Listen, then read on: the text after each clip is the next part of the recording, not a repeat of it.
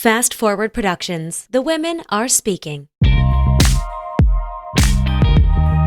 It is self-selecting hard things and choosing to make yourself really uncomfortable. But you don't choose to do that only on the day. You choose to do that in training, like over and over and over again, because you want to get better at doing this modality. And I like that. I've always liked that. It's why I like CrossFit.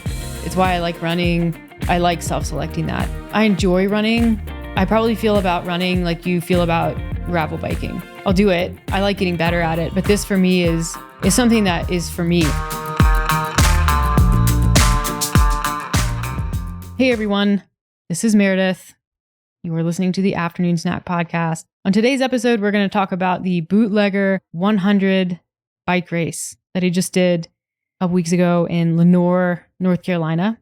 I did it as a prep race for Unbound in Kansas. It's coming up in June, and I learned a lot about fueling, about bike packing, where to put things, about bike positioning, but that was the goal. And I did pretty well, which is kind of neat. If you don't know this about me, I really, really love bicycles, like a lot. You might think that I love the gym. You might think that I love Alex, but no, bicycles. My first love.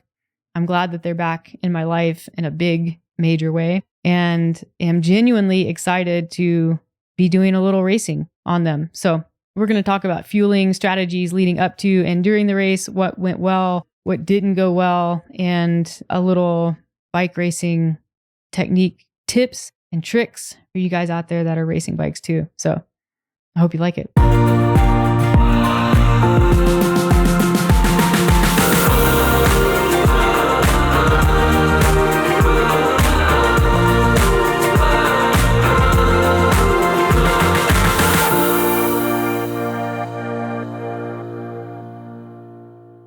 I am absolutely exhausted. From what? I don't know, my lovely trip away, mostly. Yeah. I mean, okay. As bad as I felt about you getting sick, it's not like I told you so, but it's like a kind of what did you expect? Oh, I expected to get sick. Yeah. I get sick every time I go. Like, spend time with. We live in a house that's just the two of us. We don't do a ton of like public outings. Your immune system just can't handle two children who go to daycare. We live in a town with 6,000 people. Yeah. And when we do hang out with people, we hang out with them outside. Yeah. I mean, yes, I had this conversation with someone. It's like exactly what was going to happen happened. I was just kind of hoping for a respiratory virus. What was not in my bingo card was some sort of norovirus thing. I realized when I saw a photo with you with a bucket next to you, I realized I'd never seen you throw up. Yeah. I think you've seen me throw up twice. Yeah. Not fun. It's been a while. It really since isn't. I was trying to think the last time I had a stomach virus, and I really think it was like 2016, maybe. Yeah. Wadapalooza? Yeah. Or no, it would have been 2018. Yeah, not 2016. So 6 years. That was food poisoning, I think. But same experience, kind of, I guess. Whew. So basically, you haven't really eaten in the last couple days. And then you also traveled like for 15 hours yesterday. So yeah, it makes sense that you're kind of tired. And then you also got up really early this morning because you're on East Coast time. Yeah. So I made a few mistakes this week. The first mistake was I said to someone, when I was saying that everyone in the house was sick, I said, I'm not worried about it. Don't know why I said that. Should definitely have been worried about it. I just thought that I would have had it by then. If I was going to get it, I would have gotten it. And then I told a bunch of people that I really liked the 6:30 a.m. flight because it made for a really short travel day because of the connection in Chicago. And it ended up being probably my longest travel day ever. Part of that was my fault. Was it my fault? I don't know. Because of the drive home? Well, it wasn't just the drive home. It was like I dilly-dallied in Calgary a little bit. I dropped my phone because I wasn't paying attention, and I figured out after customs, so I had to go back and get it, which was a whole thing. Then I dilly-dallied in Calgary, and then I stopped to put gas in my car, but accidentally didn't put gas in my car, and also didn't notice that I didn't put gas in my car until I was in a gas desert. So then I had to wait on someone to bring me gas, and then I had to stop again to get gas, and then par for the course. I went to the bathroom in that gas station, and it was one of those, I'm like, I was like sitting on the toilet for a second. I'm like, it feels good to like be out of the car. And then I went to get toilet paper and there's no toilet paper. And I was like, of course there isn't. Why would there be at this point? I'm always surprised. This is the second time you've driven from Calgary to Fernie and had an issue with the cars. Yeah. The first time it was the truck. Mm-hmm. And I guess some weird electronics issue. Yeah. So you had to get someone to come get you. And then yesterday you had the gas issue. Yeah. And both times you call me for some reason.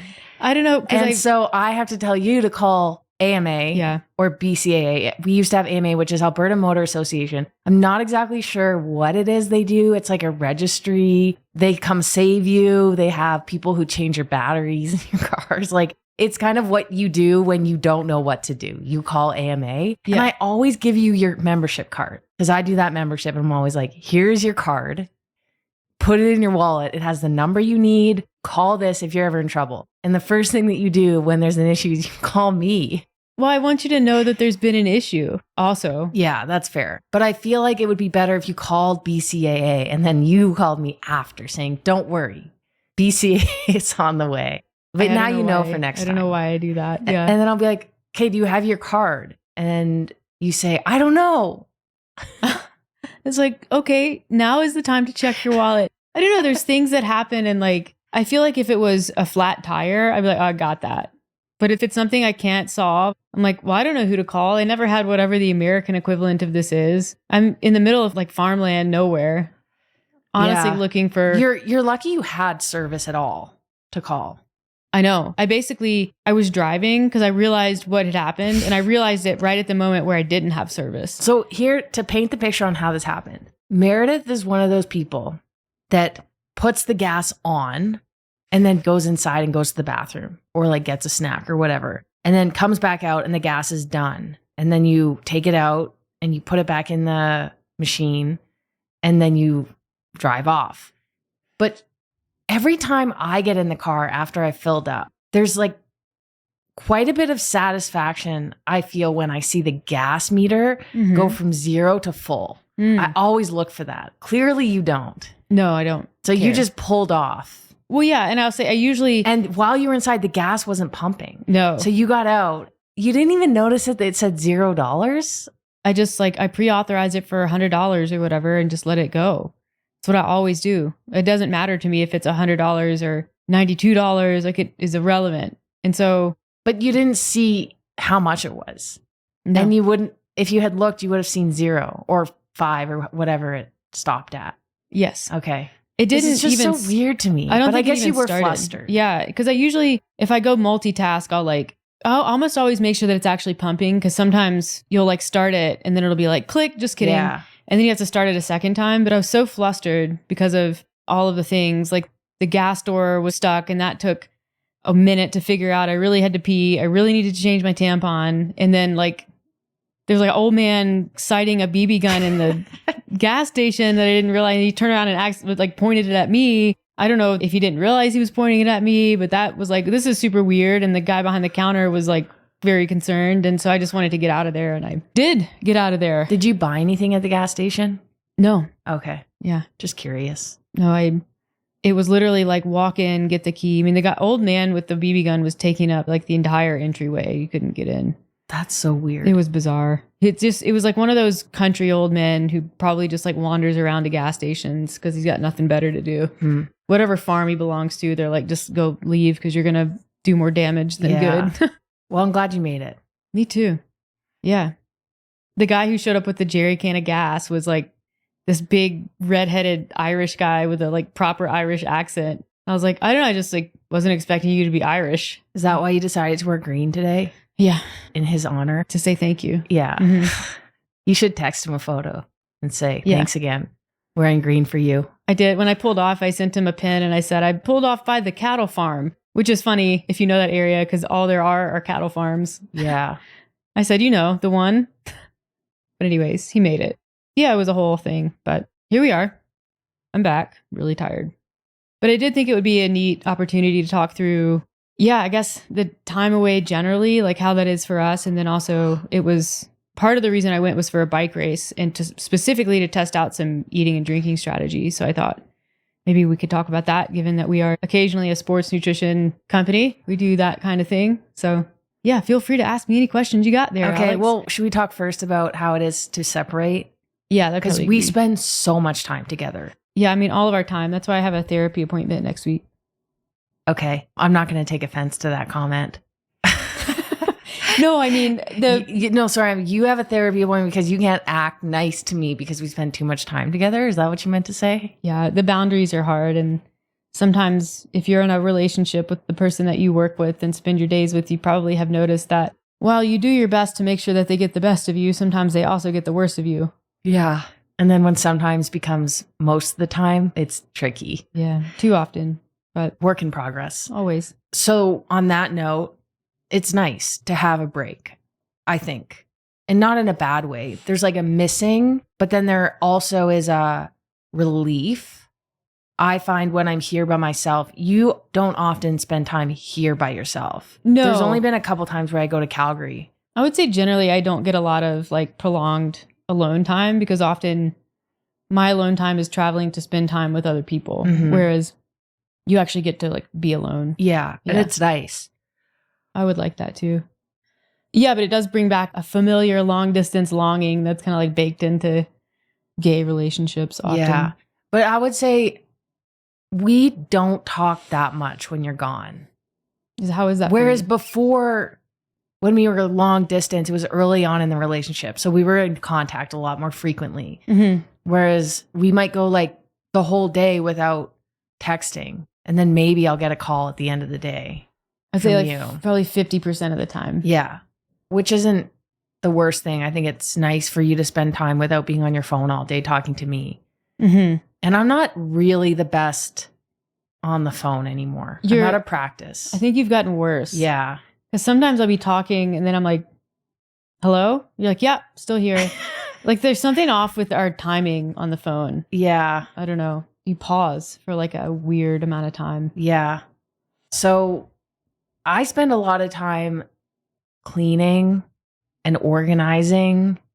And even though we're pretty efficient and we work a lot, I do find that I have more downtime when you're not here. I think it's because some of our work is done together, like these podcasts. Mhm. So when you go away for a week, we've usually recorded a podcast in advance. So I get that week off podcasting. And then I didn't record any videos for our fitness program because you were away. So you did them all. So I didn't have to do that. And then we spend a lot of time just chatting. Yeah.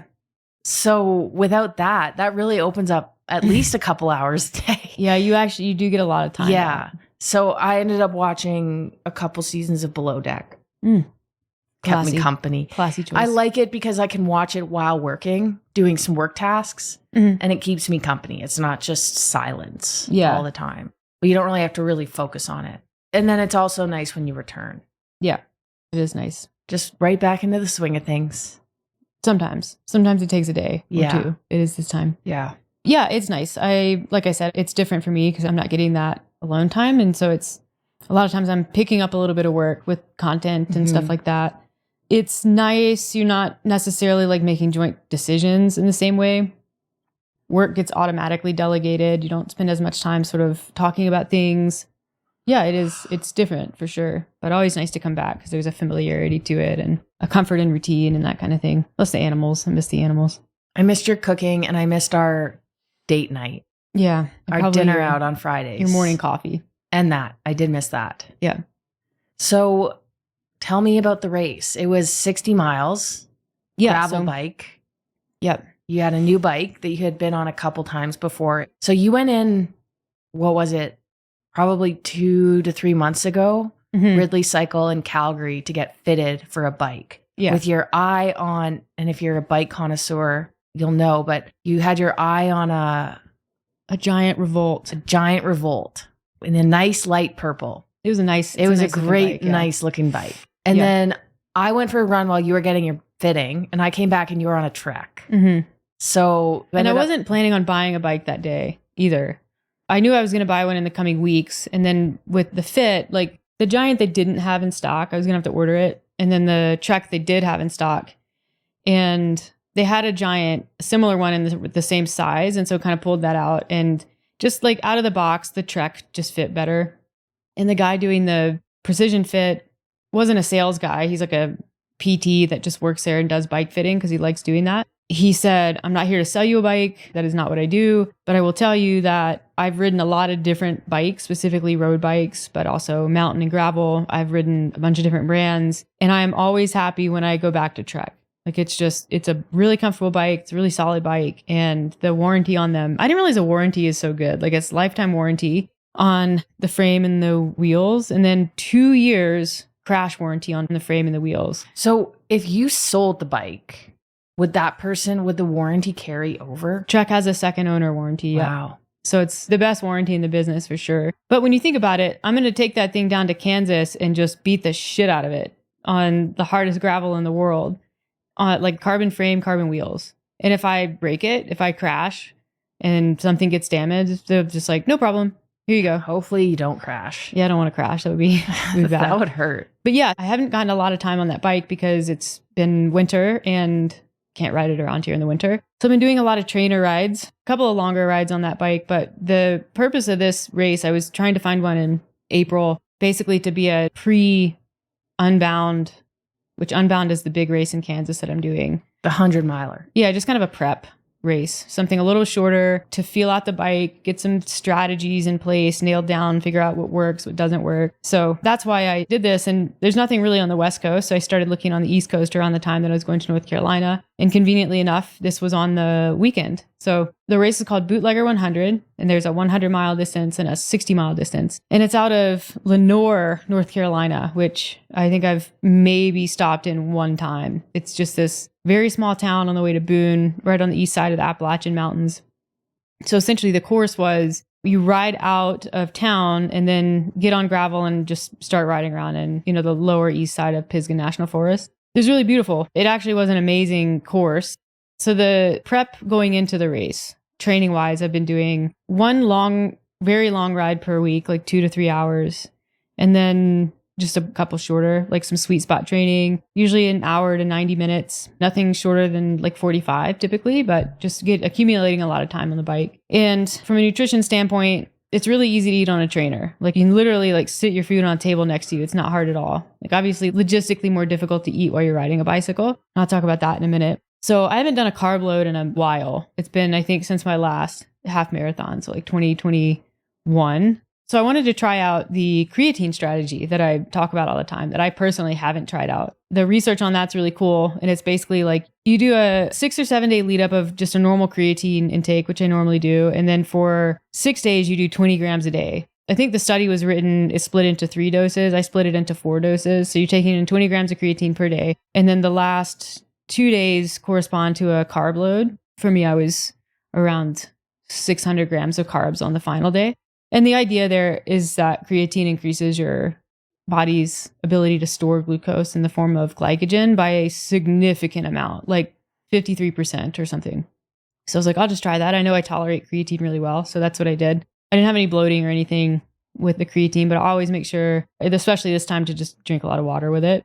I felt really good. Like my legs felt great on the day. And to jump forward, I had absolutely no soreness after, which to me is a pretty good indicator that something worked from a nutrition strategy and training, obviously. But that was the craziest thing, was like right after the race and like Sunday after, I was like, my legs are fine, which is kind of wild. So that was the carb load that I did. And then on the bike, I tried to, like running, get in 60 to 90 grams per hour carbs in some combination of foods and fluids. So it's really easy on paper to map out what that's going to be. It's really hard in practice to like get it in at the intervals that you want to, because you don't know if you're going to be, and this is where it really differs from running, right? So biking is just a totally different beast. And again, like I had to practice it to kind of figure this out.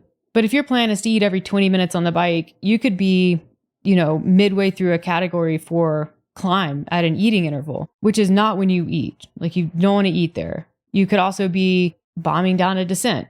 Obviously, you wouldn't eat there either. So the approach to eating has to change a little bit. And you have to be a little more flexible, a little more intuitive with it, and kind of keep a running tally of what you've had to make sure that you're staying on target. So I would say if I gave myself a grade for how I did with the nutrition on the bike and for Bootlegger, I would give myself a C+. Not good. I did okay. Like I got through it, but there's just my setup wasn't great. Like where my food was stored wasn't great. It's hard to get bottles on and off the bike. So you're naturally going to not drink as much as you should. That kind of confirmed to me that I'm going to have to go with a backpack, like some sort of a bladder, which I saw a lot of people had, probably for that reason. Mm-hmm. And yeah, it's really easy to lose track of how much you've eaten, which I did. I had it for a while in my head, and then I was like, I don't know what I had. Yeah. At one point I had like a baggie full of mandarin oranges, and I was just like crushing those. They felt really refreshing, and it just like was what I wanted to eat. But I'm like, I don't even know how many carbs are in these. These were like an emergency stock or like for extra hydration. I had fig Newtons, but the problem with that was because I wasn't drinking as much as I should, try to eat a fig Newton with a dry mouth. They're drier than you expect. Yeah. Not as bad as a Nutri-Grain. No, not that bad. But they are not great. Yeah. Not So- a ton of moisture there, Mm-mm. even with the figs filling. I think at one point I like put a fig Newton in my mouth, like choked down maybe like a quarter of it and just like, like Yeah. spit it out. Like I can't eat that. Yeah. Yeah. So it's back to the drawing board a little bit on how to make that work. But I think the fluids, that's the big one. I was thinking about it too. When you did your trainer rides, you would sit up a lot Mm-hmm.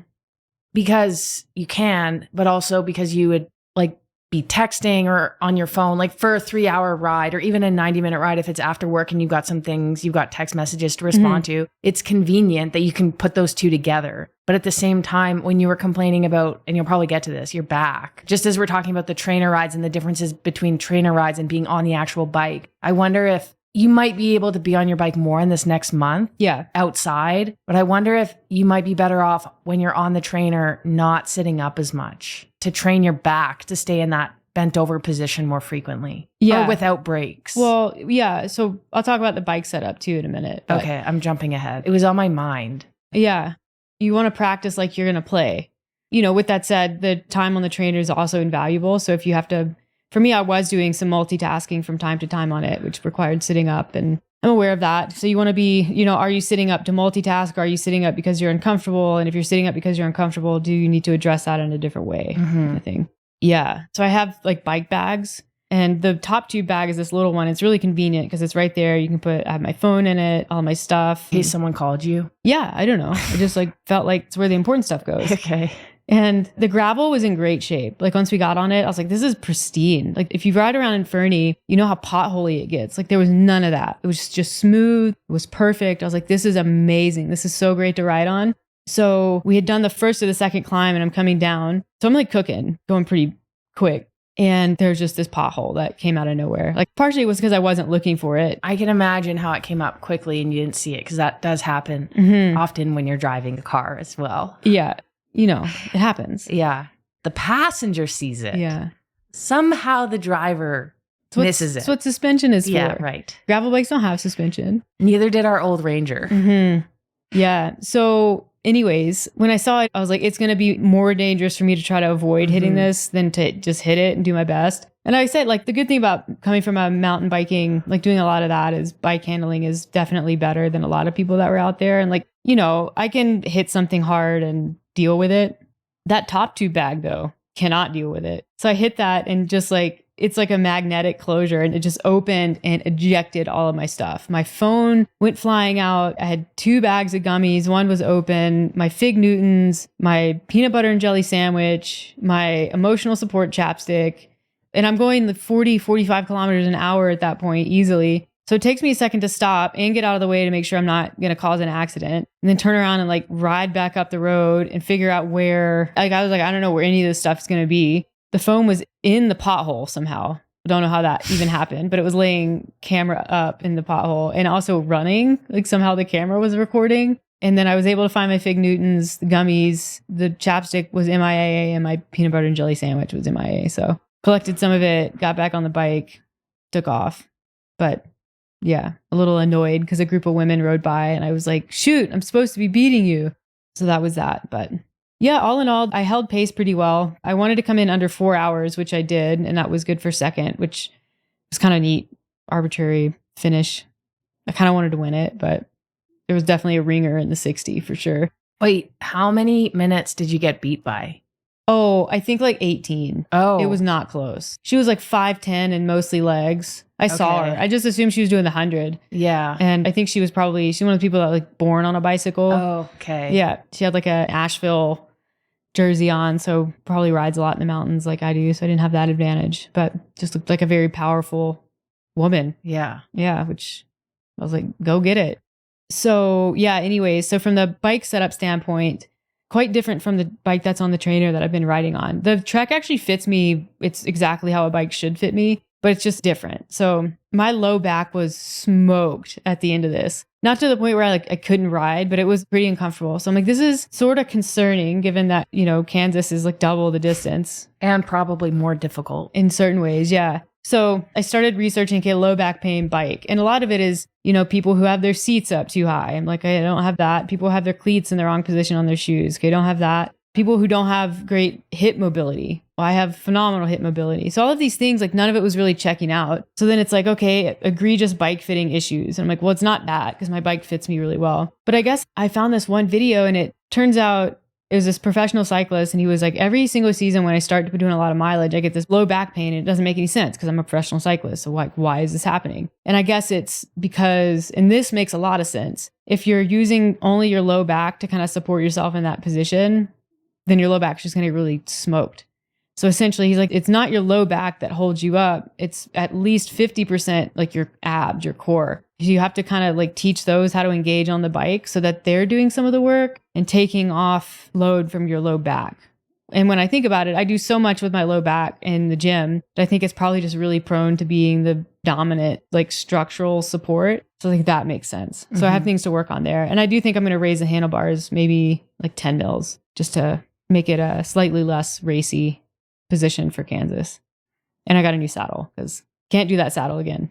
It's too wide in the nose. It was causing some real chafe there at the end. But that was it. That was my lesson. And the other lesson, super important, I didn't sleep at all the night before, which is weird for me. There's like one night every couple months where I just will have straight up insomnia. And it was that night. I may have slept 45 minutes.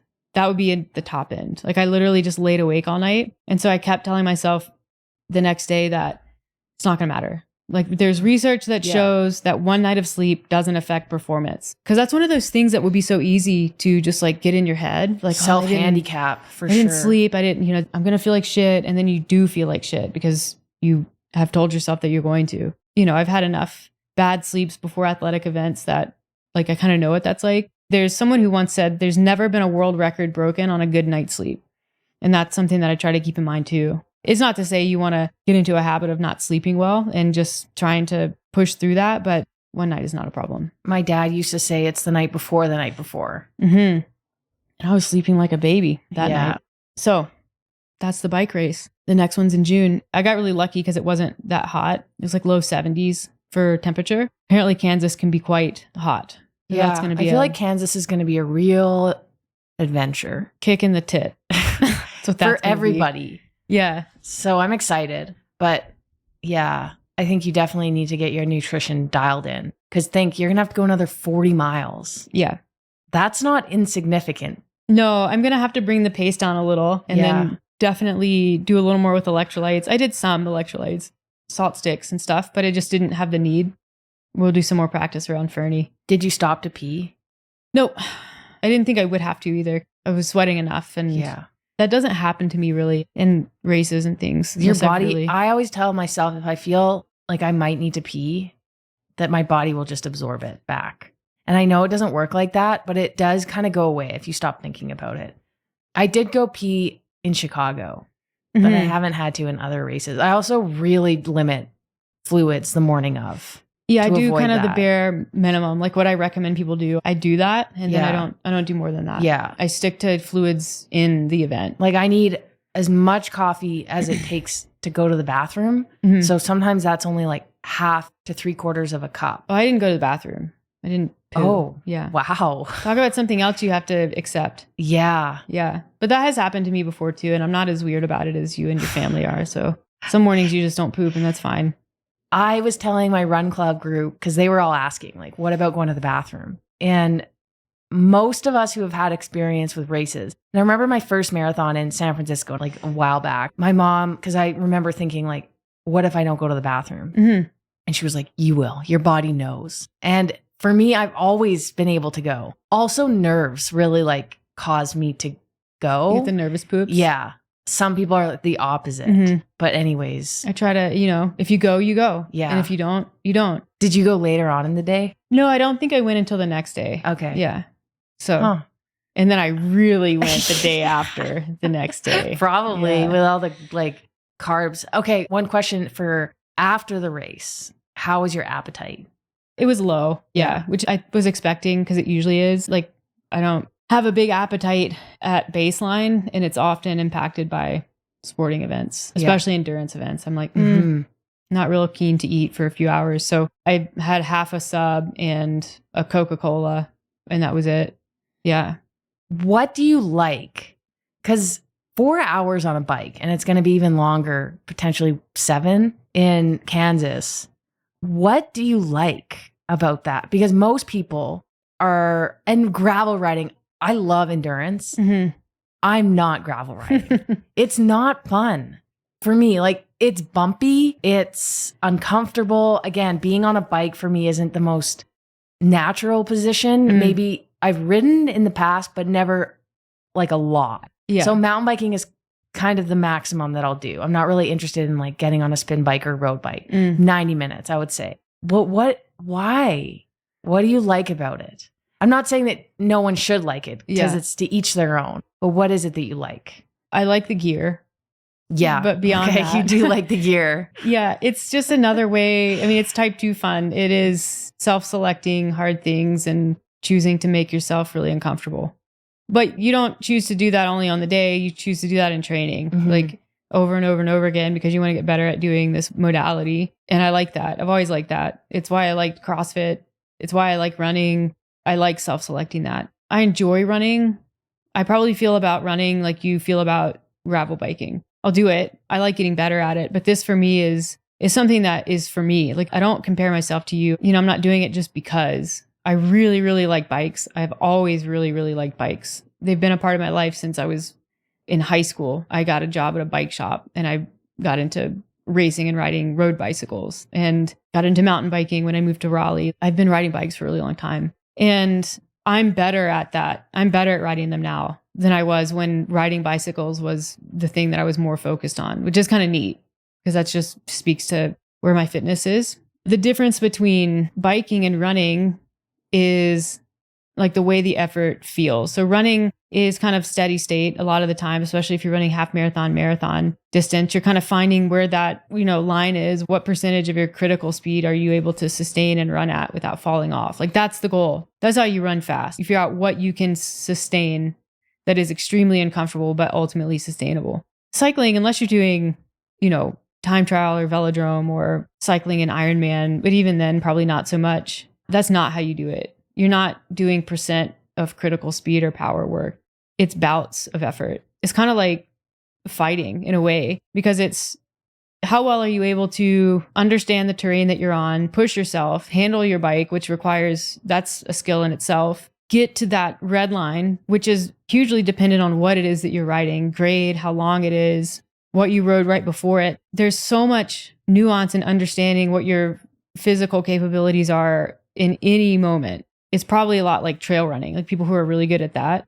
And then being able to recover. So even with, you compare gravel riding to road running or to trail running. With running, even if you're going downhill, you're running. You're moving your legs. You are propelling yourself down the hill. You don't get to just, pick your feet up and slide on your ass. Yeah. Like, that doesn't exist. So with biking, especially with biking on elevation in mountains and things like that, you do get a chance to recover. You don't get to stop paying attention because descending is a skill as well. That becomes more taxing on your upper body and your core, but you give your legs a break. And so for me, it's just constant problem solving. It's looking out, it's understanding the terrain and what's coming up. With racing, you're also keeping your eyes on the group, because sometimes, with gravel, you're not riding with teams, you're often by yourself. But, there may be a group up ahead of you that you could benefit from linking up to, but you're going to have to burn some matches to get there. And is it worth doing that? How fast are they riding? How many people are in the group? How are they switching off? Maybe there's a group that rides by you and you have to burn some matches to get on the back wheel there. And then also you're committing to, at that point, pulling that group at some point. So you kind of have to understand you're always running that cost benefit analysis with cycling, especially as a solo, like a soloist. Yeah. So it's a mashup of all the things that I really enjoy, which is hard endurance events, skill, really expensive gear, and you have to be intelligent. You have to be able to problem solve and make good decisions, understand when to take risks and understand when not to take risks. Yeah. That makes me reflect on why I enjoy running and specifically road running. And I think it's because there's not a lot of skill involved and it's really mental. Mm-hmm. And I like the mental game. I like being so engaged mentally and in tune with my body and not having to worry about where my feet are going. I do understand the skill because I mountain bike and I trail run, and there's definitely different engagement, but I really like just being in my head. And I think I have skill in that, in like overcoming that desire to stop. Yeah. And pushing and knowing where the edge is and holding it. And endurance is always like pacing, and endurance has always been a skill of mine. Mm-hmm. So I think I excel at that, which is probably why I enjoy it. But it's funny how we both really like those same aspects of endurance, but completely different sports. Yeah. As much as I like sporting equipment, I'm not interested in dealing with gear. Yeah. And that's not my thing. Like mountain biking is one thing, gravel riding and road biking. I'm like being starting in a race and then having to deal with something. You have to have different tires. I can't handle this pressure. The amount of research you've been doing. Yeah. I'm like, what am I going to do in Kansas? Like, what setup do I run? Yeah. I'm like thinking about swapping out like the rear derailleur and cassette to put a mullet setup on it. Like, gosh. That sounds expensive. Oh, it's not. That's the whole reason why you go as what fan. color shirt do I wear for Calgary? Yeah. I mean, that can be expensive too. Yeah, not really. One of the things that makes cycling different. So a lot of times when people are sort of novice intermediate runners, they'll start asking questions about cadence and about these indicators that you have access to with devices like Garmin, vertical oscillation, ground contact time, things like that. Because what is measured must be managed, which I have a problem with generally. Never looked at that stuff. Yeah. Well, that's what I tell people. I'm like, if you were to ask Alex what her vertical oscillation is, she wouldn't have the slightest idea. If you were to ask her what her ground contact time is, wouldn't know. I would be surprised if you can even reliably tell me what your cadence is. I can't. Yeah. I can tell you what my heart rate is because I wear a strap and I look at it. Do I do anything with that information? No. I guess the only thing is I look at it and say, 2 years ago, I was running this pace and my heart rate was higher. Now it's lower. So I'm fitter. Yeah. Okay. I mean, heart rate, like the trend, but even still. So like, I don't train based on heart rate ever. Someone like you. So if you're looking at heart rate and let's say you're doing. Maybe if I'm on the treadmill, I try to match my heart rate because the speeds will change. Yeah. So I go based on heart rate for that. Like someone who has a, somewhat developed cardiovascular capacity, your heart rate, if you're running an easy effort, like a sustainable effort, shouldn't be going up. Like you should basically go to a heart rate and then it kind of flatlines. Like that's, you can look at that and be like, hey, that's the right effort for you to be building fitness. A lot of times beginner runners, you'll see it kind of creep up, but sometimes that's just a byproduct of lacking a little bit of fitness. So even that is not the most usable. But anyways, the point of that is to say a lot of people will chase, well, I want to get my cadence to this and I want to do this and I want my, ground contact time to go down and this and this and this. And they start chasing these metrics that are very simply a byproduct of becoming a better runner. And you do that by running more. Exactly. No one goes out there and really needs to think about, I want to get my cadence to 88. And I know it's in the mid 70s right now. So I'm just going to work on stepping faster. It's like, well, you want to know how you step faster, you run faster. And it just, all of these things improve by virtue of just becoming a better runner. Even the, technical things like people mimicking a heel lift that you see really elite, like sprinters, but even really elite marathoners do that. That's a velocity based to movement. Like that happens as a byproduct of the speed at which they're running. If you're not running at that speed, you don't need to be mimicking that movement. Yeah. It's like, the same thing when people coach Olympic weightlifting and they're coaching people into positions that they see Olympic athletes getting into. But the only reason they're getting into those positions is because they're trying to clean and jerk like double their body weight. Yeah. So anyways, that's kind of a nitty thing I have about coaching, but it's just focusing on the wrong things. So with biking then? With biking, there are some things you can actually focus on. The ironic thing is a lot of people don't. Okay. They choose to not focus on them. So a really easy one is cadence. So when you see the like tour guys, when you see professional cyclists, they're all riding, 90 to 100 RPMs almost all the time. Maybe not if they're doing really steep climbing. That seems fast. Yeah. And I've been doing most of my trainer rides, I've been doing above 90, unless it's prescribed cadence work that's lower. The thing is, the most efficient cadence. If you do Soul Cycle, you're probably doing 120. straight up. Bouncing. If you're not bouncing on your seat, Just like bobbing along, like your neck hurts after the class. What do you think the most efficient cadence for riding a bike is? Like best return for I imagine power? it's between 90 and 100. No. 80? Nope. Higher? 65. So the whole thing with that is you get more motor unit recruitment at lower RPMs, which all that means is more of the muscles, the cells in your legs are working for you. So basically you Because have of more resistance. Kind of. Okay. Yeah. There's more power. But the problem with that is most people don't have the strength endurance to sustain it. Mm-hmm. So if you did, let's just say you're some sort of freaky, strong, but also somehow like enduring athlete, you would probably do really well. The flip side is 90 to 100 is basically infinitely sustainable, even though you're getting less motor unit recruitment. So you're getting less power out of your legs, but it's shifting more to the cardiovascular system. So generally, you have to be more aerobically fit to maintain between 90 and 100 for any amount of time on a bike. And so what happens is people they don't have the fitness. And so they end up in this weird gray area with cadence where they're riding in like the low 80s. And then what happens is they get towards the end of the race and they come unglued Because their legs get so messed up. A tour guy, if he had a shorter, say a time trial, would he reduce his cadence? No. Okay. Yeah. So, I mean, part of it is too what they're used to training at, but also time trialing. They're putting different gears on the bike. You know, it's hard to compare a tour guy to an average Joe because they're getting more motor unit recruitment at 95 RPMs than most people could possibly get ever at Plus, any they RPMs. also have multiple days in a row. So even if they're doing a shorter stint one day, they don't want to gas their legs. Yeah, you want to be mindful of the cost. And so they train in a way to really develop that cardiovascular system. And then what you might see is someone who's a little more powerful at low RPMs, they may excel on like climbing stages where you're riding at a lower cadence because you're, climbing up however many kilometers at 9 to 10 degrees. Like then you would see a really strong athlete kind of have an advantage. But yeah, what's also interesting is the cadence for cycling's gone up, like what's typical. And the reason for that, so it used to be a little more common for people to ride in like mid 80s. Lance Armstrong, when he got back on his bike after his recovery from cancer, obviously didn't have a lot of leg strength, but still had a lot of cardiovascular fitness. So he's kind of the one that came up with this and really started this high cadence sort of work because it didn't require him to develop all this leg strength that he didn't have at the time, but he could rely on this other system. And so then you saw kind of the whole community shift into higher cadence work, probably also PEDs, but those cycling in the 2000s for you. Yeah.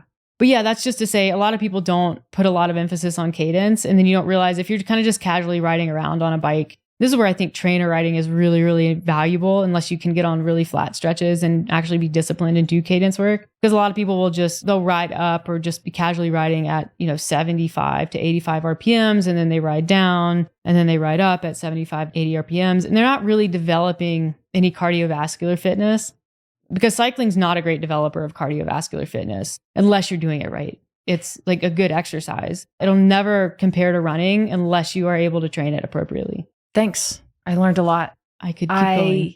I know you can. I want to just switch gears. Great pun. To a question that I get asked, but I thought it would be cool for you to speak about it because biking is a little different and you just snatched 190 pounds. But maybe we can wrap up with you explaining a little bit about how you're balancing this endurance goal with strength training. And of course, you're still new to the sport, so who knows where you're going to take it. But you have quite a bit of muscle mass on your upper body. So this is kind of multiple questions in one. Do you ever think about, okay, if I really want to be serious about biking, there's different ways to change your body in order, but then also form follows function. Right. So maybe just as a byproduct of focusing more on biking, you won't focus as much on upper body strength in the gym. So it's all about balance. But tell me, how are you balancing it all? I just do it. Yeah. It's designed. I think that's the part that people need to really understand is I'm not just picking random ass workouts from the internet or going to CrossFit class and then adding in biking on top of that. Like my programming is designed for me with my goals of strength and also like cycling in mind. So you've struggled a little bit, I've noticed. And I remember this when I was training. You're still very strong. but you have to adapt a little bit your timing of sessions around specifically the long rides. Yeah, the long ride's really impactful. But I will add, I'm sorry, I'm interrupting you. It's okay. You really just added on the biking. Of course, like things changed a little bit with your strength and probably reduced volume in other areas of your fitness. But you essentially, to incorporate biking and have that as one of your primary goals, you added more sessions to your week. And I think there's not really a way of getting around that if you want both. And if you want extreme endurance and you want to maintain strength. Yeah. For you as a very strong individual, you have to just increase your sessions to have both. Yeah. I think a lot of people want to be this hybrid athlete, but they're only doing 4 to 5 sessions a week. That's to a certain extent, you can manage both, but there's a limit. You're never going to get and maintain being very good at both, which I would argue you are. Thanks. Yeah. I went from really like 5 sessions a week, like 5 days, 6 days sometimes, to 8. Yeah. So 8 I just added it on. Yeah. Sometimes 9, depending on how much biking I'm doing. And I told Mike I wanted that. I said, I don't want to back off in the gym. I know what this means. I know what it's going to take from a scheduling standpoint. It's what I want to do. I want to maintain strength as much as I can. It's not about replacing, it's about adding, but also being really strategic with how you do that. Yeah. And so for me, I, had a conversation with Mike Fitzgerald, and we talked about where things need to go in the week to make sure that the long ride is prioritized, and, I'm making sure that I'm safe in the gym and I'm not putting myself at risk of injury by putting the wrong things too close to that, or by haphazardly, throwing it in on a Wednesday, the day before a squat day or something like that. Everything's designed, everything has a purpose. And, for me, the last few years, I've noticed that bike season, my leg strength just goes up anyways. Like my squat always goes through the roof in the summertime. It's weird, or maybe it's not weird. I don't know.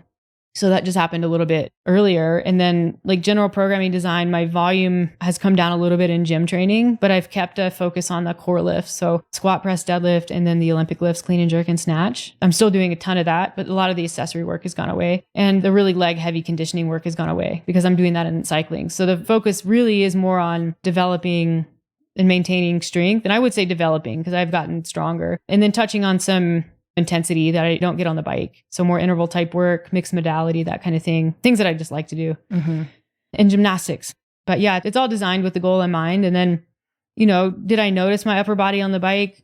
Not really. It didn't feel impeding. My hands always go a little numb for a bit. And I wonder if that's just some shoulder mass kind of getting pinchy, but that happens at the beginning of the ride and then goes away. I think it's just mass that you're carrying that isn't necessarily productive on the bike. But even then, like, because I've thought about this and I think about this a lot with mountain biking and certainly with, this weekend, I think that with road biking, certainly having a lot of upper body mass is problematic from a weight standpoint, an aerodynamic standpoint, because there's just more mass for wind to catch, an oxygen demand standpoint. Your upper body's not sitting there doing nothing. Like it's also requiring oxygen. You have to supply it. So there's a cost to having a lot of upper body mass. But with gravel riding, there's definitely upper body involved with descending and with being technical and not getting bounced off off the bar. I mean, like you have to be able to put your bike in places and have the strength to like keep yourself in the right position. And I was noticing how demanding that was on the weekend. And that's definitely something that I noticed on mountain biking as well, how much upper body is actually involved. And there was a few, you could tell the road bikers in the group, because as soon as they started descending, it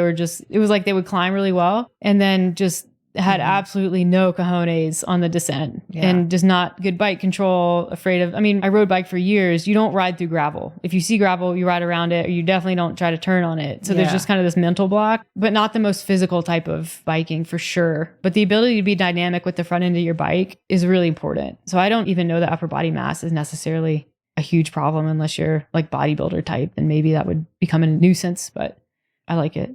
Yeah. Cool. People were obsessed with my kit, though. My outfit. Yeah.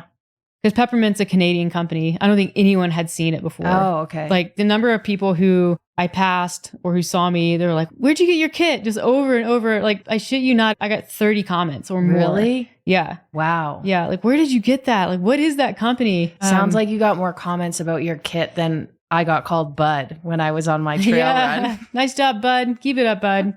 Yeah, I don't know. Well, I'm glad. It was nice. It was kind of like brown. It wasn't super fancy. And it was like a peanut butter color. And I didn't realize until I had it on that my helmet was the exact same color. I was like, this is tonal and I love it. Yeah.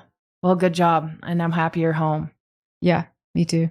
But it's mountain biking season too. Almost. So you have that to look forward to. Yeah. Well, thanks for facilitating this conversation, Alex. You're welcome. I like talking about bicycles. Thank you for listening to it. I hope that was helpful. I do know we're starting to get more and more people from the cycling community. We're getting more and more people who are starting to cycle. So if you have questions about nutrition, sign up. Yeah, we'll help you out. We can go through this adventure together as I refine my own individual approach. But I had a bunch of people ask about a cycling club. I think that must have been mentioned on the last podcast. So it is definitely on our... Well, you were going to do a Jane Fonda. Ride. Yeah. Well, I mean, if I have a cycling club, I definitely will put on a ride and call it the Jane Fonda. But it's on the list for sure. It's probably going to be something that would happen maybe next year. Like we can get some things going. And what's one more thing at this point? We're doing it all. The next up, we'll have a cycling club. Then we'll do a swim club. No. And then we'll have a triathlon club. And then a rock climbing club. It'll be great. It's going to be super fun. Cross country skiing. It's going to be a good time. But none of those sports interest me at all, but I'll just stick with my run club. Yeah. Do what you love. Yeah. All right. Thanks for listening, and we'll catch you on the next one.